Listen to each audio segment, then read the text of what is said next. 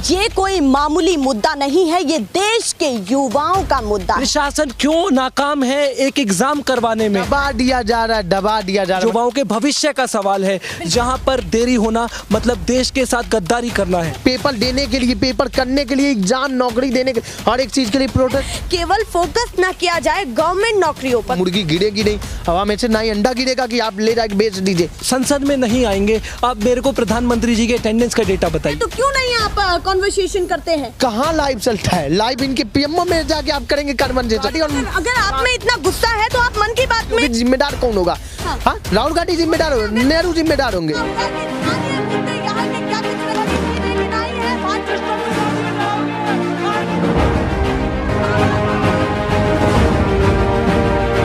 National pillar, देश की आवाज। नमस्कार, एक बार फिर से आप सभी का स्वागत है और मैं आपके साथ मीरा राजपूत। ये खबर निकल करके सामने आ रही है सीधे बिहार से कि बीपीएससी परीक्षा का पेपर लीक हो चुका है और उसके बाद अब युवाओं में गुस्सा है। पर फिलहाल यहाँ पर दो युवा मौजूद हैं जिनसे मैं बातचीत करने वाली हूँ। बीपीएससी परीक्षा का पेपर जो लीक हुआ है उसको किस तरीके से देखते हैं, या फिर बिहार में जो हुआ और देश भर में कई तरह के पेपर इससे पहले लीक हुए हैं, उन तमाम चीजों को लेकर के प्रशासन से क्या कहना चाहते हैं या दिमाग में लेकर के क्या बैठे हैं कि प्रशासन को किस तरीके से होना चाहिए। सीधे आपसे बातचीत करती हूँ। क्या लग रहा है कि अचानक से ऐसी खबर निकल करके सामने आती है कि बीपीएससी परीक्षा का पेपर लीक हो जाता है और इससे पहले भी कई जगह हुआ, यूपी हुआ, मध्य प्रदेश हुआ, दिल्ली हुआ, राजस्थान हुआ और उसके बाद छत्तीसगढ़, किसी भी स्टेट में मतलब इवन किसी भी जगह जगह हर राज्य में आप ये स्थिति लगभग धीरे धीरे एक एक करके हर एक राज्य में। और अधिकतर इसमें से एक चीज और आप नोटिस करिएगा, केंद्र सरकार की जितनी भर्तियां हो रही है अधिकतर उनमें हो रहा है भर्ती घोटाला। उसके बाद राज्य सरकार की, जैसे बीपीएससी की बिहार में हुआ, यूपी पीसीएस यूपी में हो गया। ये पहले केंद्र सरकार इसको शुरू कर रही है और उसको मतलब योगदान दे रही है राज्य सरकार। मतलब एक बड़ा आरोप लगा रहे हैं आप। नहीं, बहुत बड़ा आरोप। ये पूरी जग जाहिर है, कुछ चीजें आरोप नहीं लगाई जाती, कुछ चीजें सामने है, लोग देखते हैं। आप कभी सोच सकते थे इतिहास में कि यूपीएससी का पेपर लीक होगा, पीसीएस का पेपर लीक हो सकता था? हम लोग तो बचपन से ही सुनते आ रहे हैं कि यूपीएससी सरकार की कहां से गलती हुई? ये हो सकता है कि प्रशासन को जांच करनी चाहिए और जिन लोगों ने इस काम को अंजाम दिया है उनको तुरंत जांच के घेरे में ला करके कार्रवाई होनी चाहिए। किसी काम को गलती तब बोला जाता है जब एक बार हो, दो बार हो, हर बार किया जा रहा है वो जानबूझ के किया जा रहा है, गलती नहीं है। मतलब इसको आप गलती नहीं बोल, गलती नहीं कह सकते, बिल्कुल भी नहीं। ये हो रहा है बिल्कुल भी नहीं, ये गलती ही नहीं है, गलती इसको नहीं बोला जाता था क्योंकि ये आज स्टूडेंट को परेशान करने का तरीका है। क्योंकि बोला जाता है पढ़ेगा इंडिया तभी तो बढ़ेगा इंडिया, जब पढ़ेगा ही नहीं तो बढ़ेगा कैसे? तब अंधभक्ति बनेगा, अंधभक्त बन के पकौड़ा टलेगा, इनको अंधभक्ति पे वोट देगा, इनको तो सारा एजेंडा इनका चुनाव जीतना। सरकार को भी घेर लिया, सरकार ही कराएंगे ना, प्राइवेट संस्थान तो कराएंगे नहीं। अडानी तो पेपर कराने नहीं, वो तो कह देंगे ना निचले प्रशासन की जिम्मेदारी होती है कि क्या वहाँ परीक्षा केंद्र पर हो रहा है। और प्रशासन कौन चला रहा है? प्रशासन तो सरकार चला रहा है। बिहार में पेपर लीक हुआ, बिहार में कौन प्रशासन चला? नीतीश मोदी, नीतीश और सुशील मोदी के वहाँ बीजेपी गवर्नमेंट है, एनडीए की सरकार है, कौन चला रहा है? इन्हीं ने चला रहे ना। अगर प्रशासन की गलती होगी जिम्मेदार कौन होगा? राहुल गांधी जिम्मेदार होंगे, नेहरू जिम्मेदार होंगे। बिल्कुल, वो कह रहे हैं अगर प्रशासन की गलती है तो उसकी जिम्मेदारी ऊपर लेवल पर, उच्च स्तर पर कहाँ जाती है और बड़ी कुर्सी पर कितने सारे प्रश्न चिन्ह लग जाते हैं। आपसे बातचीत करूंगी। क्या लग रहा है युवाओं की हालत इस समय क्या लग रही है कि है क्या देश भर में और रोजगार को लेकर के स्थिति क्या? प्रशासन क्यों नाकाम है एक एग्जाम करवाने में? प्रशासन क्यों नाकाम है? बार बार प्रशासन की नाकामियां खुल के इस देश के सामने आती हैं, छात्रों के सामने आती हैं, उनके भविष्य के ऊपर एक प्रश्न चिन्ह लगता है। सालों मेहनत करने के बाद, पढ़ाई करने के बाद हमें एक अच्छा रोजगार नहीं मिल रहा है। देश में डबल इंजन की सरकार की बात होती है, नीतीश भाजपा की सरकार की बात होती है, योगी मोदी की सरकार की बात होती है, परंतु देश में छात्रों की बात कहाँ होती है? तो सरकार कर रही है पर उसी के होते हुए तो परीक्षा कराई जा रही है और भर्तियों पर भी ध्यान है। देखिए तो कहाँ कराया जा रहा है? परीक्षा कहाँ हो रहा है? परीक्षा ही नहीं हो रहा, भर्ती कहाँ से होगा? भर्ती कहाँ से ले आएंगे आप? दरोगा भर्ती 2018 से अटकाए हुए हैं, 2017 से एसएससी की भर्ती अटकाए हुए हैं और 2019 में पीजी डॉक्टरों की भर्ती अटकाए। वो भर्ती कहाँ कर रहे हैं? और नहीं तो जहाँ भर्तियाँ हो गई, जहाँ ज्वाइनिंग लेटर तक आ गया लेकिन अभी उनको ट्रेनिंग तक पे नहीं बुलाया गया। अब सोचिए देश में हे हाल इन्होंने बना दिया। अभी तक तो मान लीजिए कोरोना का बीच में आ गया था, अभी तो कोरोना नहीं है। यूपी में दरोगा के 9,000 लड़के, उनको ज्वाइनिंग लेटर मिल गया, उनको ट्रेनिंग पे क्यों नहीं बुलाया जा रहा है? सरकार के मन में है रोजगार देना। अगर सरकार चाहती तो एक सुचारू रूप से व्यवस्था चला। सरकार का दिमाग किस पे चल रहा है? काशी में मस्जिद तोड़ेंगे, फिर उसके बाद मथुरा में आएंगे, क्या नारा लगा देना अयोध्या तो जाकी है, काशी मथुरा बागे। इनका पूरा एजेंडा इसी पे है। इनके एजेंडे में रोजगार है ही नहीं। हमेशा हर इस एजेंडे के साथ वो कहते हैं एम्प्लॉयमेंट की भी हम बात कर रहे हैं और तमाम मुद्दों की कहाँ बात कर रहे हैं? कौन कर रहा है? इनका तो बात हर जगह मोदी तक, और मोदी 8 साल प्रधानमंत्री हुआ, आज भी इनके भाषण में राहुल गांधी और अगर आप में इतना गुस्सा है तो आप मन की बात में तो क्यों नहीं आप कॉन्वर्सेशन करते हैं? कहाँ लाइव चलता है? लाइव इनके पीएमओ में जाके आप करेंगे कन्वर्सेशन। हाँ। अभी ये विदेश में दौरे पे सारे लोगों को चुना जाता है, बैठाया जाता है। कौन चुन के आते हैं? अभी विदेश दौरे पे मोदी जी ने गया है। हमारा विदेश मंत्रालय का स्तर इतना गिर चुका है कि विदेश मंत्रालय विदेशी मीडिया को चिट्ठी लिख के भेजता है कि मोदी जी से कोई सवाल नहीं पूछ सकता है। आप सोचिए, इन्होंने विदेशों में अपनी स्तर इतना गिरा लिया। कहाँ से आपको खबर मिली? खबर कई मीडिया वाले दिए, कई फ्रीलांस पत्रकार जैसे वायर हुआ न्यूज चैनल है, नाम मुझे ध्यान नहीं, उसने बोला है, उसने लिख के, उसने लेटर तक दिखाया। उसने लेटर तक अपने ऑफिशियल ट्विटर के वेबसाइट पे डाला है कि मोदी जी से बोला गया कि विदेश मंत्रालय ने मोदी जी से सवाल ना पूछने की अपील किया वहाँ के विदेशी मीडिया से। अभी क्या वहाँ पे डिबेट तक चली इस बात पे, वहाँ के मीडिया वालों ने इनसे सवाल पूछना चाहा, नहीं पूछने दिया।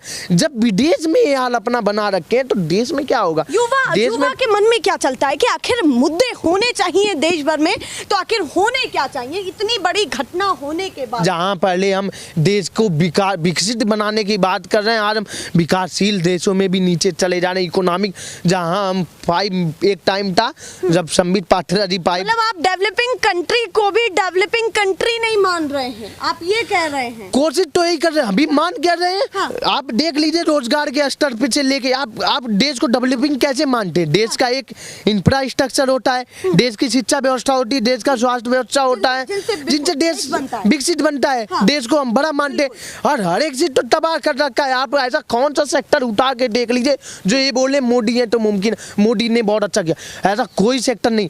आज चलने के लिए, बैठने के लिए, पेपर देने के लिए, पेपर करने के लिए, एग्जाम, नौकरी देने के लिए, हर एक चीज के लिए प्रोटेस्ट करना पड़ रहा है। प्रोटेस्ट की तरीका रह गया, जंतर मंतर पे रोज प्रोटेस्ट हो रहे। क्या देश चला रहे हैं? जंतर मंतर के सामने होम मिनिस्ट्री, उसकी आंख और कान दिखता नहीं। वो बड़े वाले बिल्डिंग से बड़े खड़े हो गए, अमित शाह चाय पीते, लेकिन उनको आंखों का वो चश्मा दिखता नहीं। वही सामने नीचे सड़क पे वो लड़के बैठे रहते हैं और सड़क पे वही सोते हैं, उनको ये नहीं दिखता। कि जंतर मंतर पर आए दिन प्रोटेस्ट होते रहते हैं, पर पार्टियों के दिमाग में वो प्रोटेस्ट या फिर वो आवाजें नहीं जा पाती। आपसे अगर मैं बातचीत करूं तो जिस तरीके से उन्होंने रोजगार को लेकर के बातचीत की, स्थिति कहां अटकी हुई है? क्योंकि जब सरकार आंकड़े देती है, बताती है और कहती है कि प्राइवेट नौकरियों को भी नौकरी समझा जाए, केवल फोकस ना किया जाए गवर्नमेंट नौकरियों पर, तो उसको लेकर के क्या? प्राइवेट सेक्टर में नौकरियों के लिए सरकार ने कोई कानून नहीं निकाला है जो जॉब सिक्योरिटी को इंश्योर करे, रेन्यूमरेशन को इंश्योर करे, पेड लीव को इंश्योर करे। जब सरकार उस पर काम नहीं कर रही है तो कहां से रोजगार की बात कर रहे हैं? प्राइवेट सेक्टर की अगर बात कर रहे हैं तो अडानी और टाटा अंबानी के फर्म को छोड़ के और कोई प्राइवेट सेक्टर भी नहीं बचा है जिसमें नौकरी बढ़िया मिल पाएगी और नौकरी की सिक्योरिटी मिले। और अडानी अंबानी आपको नौकरी देने वाले नहीं, क्योंकि वो अधिकतर फर्म अपना विदेश में चलाते हैं, वो देश में नौकरी देश वालों को लायक ही नहीं समझते। और इसके अलावा जो छोटे प्राइवेट सेक्टर है जहाँ से आम मिडिल क्लास लोगों को, जो मतलब बहुत लोग, देखिए हर एक लड़का तो समान नहीं होता, सबका टैलेंटेड भी समान नहीं होता, सब अलग अलग मल्टी टैलेंट, अलग अलग टैलेंट सबके में अलग अलग क्वालिटी होती है। तो हर एक क्वालिटी के लिए जो छोटे छोटे प्राइवेट सेक्टर है उनको भी तो खत्म कर दिया है, इनफॉर्मल सेक्टर को तबाह कर दिया है। पहले गांव में क्या होता था, मुर्गी फार्म, मछली फार्म और सब्जी मंडी में सब्जियां बेच बेच के लोग अपने घर की व्यवस्था को चला लेते थे। आज क्या हुआ, ना अंडा बेच पा रहे हैं, ना मुर्गी बेच पा रहे हैं, जो थी वो भी मुर्गी अंडा ही नहीं दे रही है, वो हाल हो गया है। किसने मना किया? किसने मना किया? मना किया हर एक चीज। आप रोजगार तो ऐसे हवा में से तो मुर्गी गिरेगी नहीं, हवा में से ना ही अंडा गिरेगा कि आप ले जाके बेच दीजिए। उसके लिए एक सेटअप बैठाना पड़ेगा, एक बजट चाहिए। तो सरकार ने हाथ थोड़ी बांधे हुए, वो कहेंगे अगर आपको प्राइवेटली कुछ करना है तो आपके हाथ थोड़ी बांधे हुए। उसके ऊपर से टैक्स, जीएसटी, बिजली के बिल, ये सब तोड़ दे रही है, कमल तोड़ दे रही, जितना प्राप्त नहीं से बोला जाता। कुछ आप बिजनेस सोच भी रहे हैं, आपके सोच पास भी रहे आइडिया हैं। है, तो आप समझते हैं आइडिया कि को इन सब improve चीजों नहीं के किया तले जा रहा दब है। जा रहे हैं जो जीएसटी है। दबा दिया जा रहा है मतलब इम्प्रूव नहीं करने दिया जा रहा कि वो अपने खुद से उसको 5 लाख जब तक घूस नहीं देगा उसको लाइसेंस नहीं बनेगा।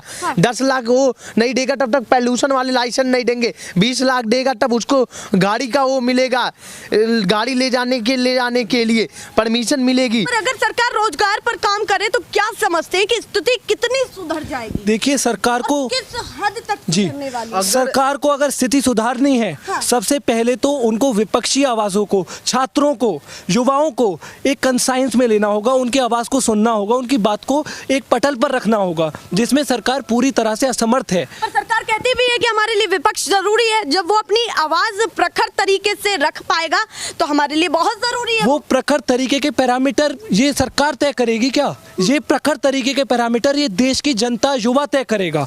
ये पैरामीटर अगर उन्होंने खुद बनाए हैं और अगर वो खुद उससे निराश हैं तो विपक्ष क्या करेगा? अगर विपक्ष सत्ता में होता तो आज उनकी जगह बैठा होता। ये चाहते हैं कि विपक्ष जब सत्ता में आएगा तब जब हम विपक्ष में जाएंगे तब हम उनकी सुनेंगे। अगर मैं लास्ट में यही क्वेश्चन फिर से पूछूं कि जो बिहार में हुआ, बीपीएससी के परीक्षा के पेपर को लीक को लेकर के बातें हुई, अब क्या समझते हैं कि आगे ये स्थिति ना हो तो क्या किया जाए? निचले प्रशासन को मजबूत किया जाए या फिर ऐसे ही आए दिन बड़ी बड़ी खबरें निकल करके सामने आती रहेंगी और फिर वो कॉमन बन जाएंगी? देखिए ये जो भी प्रक्रियाएं हो रही हैं आज पूरे देश में, केवल यह बिहार की बात नहीं है, उत्तर प्रदेश की बात नहीं है, यह पूरे जनमानस छात्रों की बात है। और इस बात में यह खुलकर के सामने आया है कि प्रशासन की जो नाकामियां हैं वह फंडामेंटल स्तर पे हैं। उसके लिए सरकार को नए कानून लाने होंगे, कानून व्यवस्था में, शिक्षा व्यवस्था में सुधार करने की आवश्यकता है, छात्रों की आवाज़ को सुनने की आवश्यकता है, एक एग्जामिनेशन पैटर्न को इस्टेब्लिश करने की आवश्यकता है ताकि ऐसी घटनाएं दोबारा। सदन में कैसी भूमिका मानते हैं कि सदन में इन तमाम मुद्दों को लेकर के कैसी भूमिका होनी चाहिए और गंभीरता से कितनी बात होनी चाहिए? देखिए क्योंकि जब तक सदन तक ये सभी चीजें नहीं पहुंचेंगी तब तक उनका समाधान नहीं होगा। ये सारे मुद्दे सदन तक विपक्ष ले जाने में समर्थ है, परंतु जब सरकार ही जो दूसरी ओर बैठे हुए हैं, जो सत्ताधारी हैं, जब वे ही संसद में नहीं आएंगे। आप मेरे को प्रधानमंत्री जी के अटेंडेंस का डेटा बताइए, वे 3 बार सदन में आते हैं पूरे सत्र में, तो क्या आवाज वाकई में जो हमारा निम्न स्तर है, जो सर्वोच्च स्तर है। जब आप कह रहे हैं विपक्ष वहां आवाज बुलंद करने के लिए जाता है पर सत्ता पक्ष से वहां कोई मौजूद नहीं होता है। और सुनी नहीं जाती उनकी बात। कानून पास करने तक के लिए आज के टाइम बहस नहीं होती। विपक्ष से 22 ऑर्डिनेंसेस के थ्रू कानून इस देश में बनाए जाते हैं। तो क्या आप विश्वास रखते हैं जब स्टैंडिंग कमेटी, सिलेक्ट कमेटी की बात जिस देश में नहीं सुनी जाती, कि वहां कोई लोकतांत्रिक प्रक्रिया है क्या?